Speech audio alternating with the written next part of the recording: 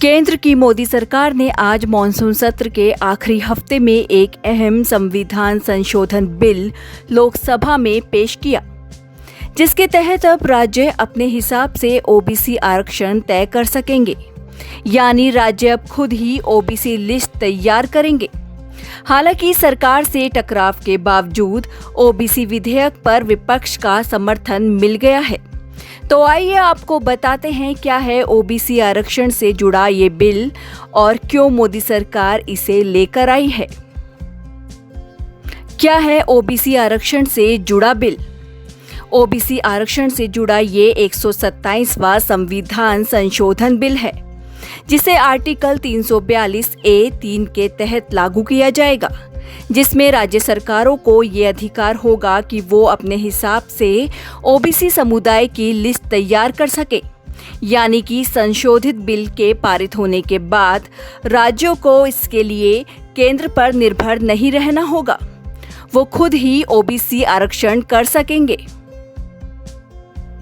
क्यों मोदी सरकार इस बिल को लाई है? दरअसल 5 मई को मराठा आरक्षण के मामले में फैसला देते हुए सुप्रीम कोर्ट ने कहा था कि ओबीसी की लिस्ट तैयार करने का अधिकार केवल केंद्र सरकार के पास ही है।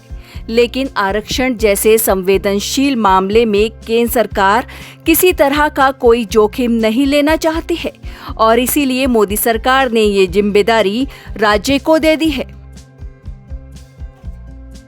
देश भर में क्या होगा इस बिल का असर? इस बिल के कानून बनते ही राज्य सरकारों को ओबीसी लिस्ट तैयार करने का अधिकार मिल जाएगा।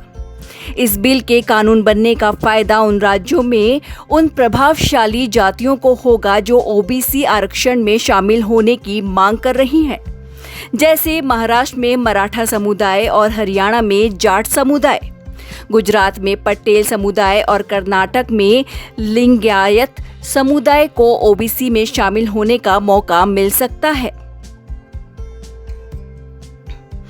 बहरहाल ये बिल लोकसभा में पेश किया गया है, जिसे विपक्ष का समर्थन तुरंत ही मिल गया।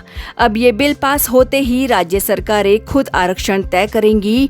वहीं खबर ये भी है कि यूपी चुनाव में भी इस बिल से काफी असर पड़ेगा, क्योंकि केंद्र के इस फैसले को ओबीसी समुदाय को लुभाने के तौर पर देखा जा रहा है। Bureau report, Navodaya times, Delhi.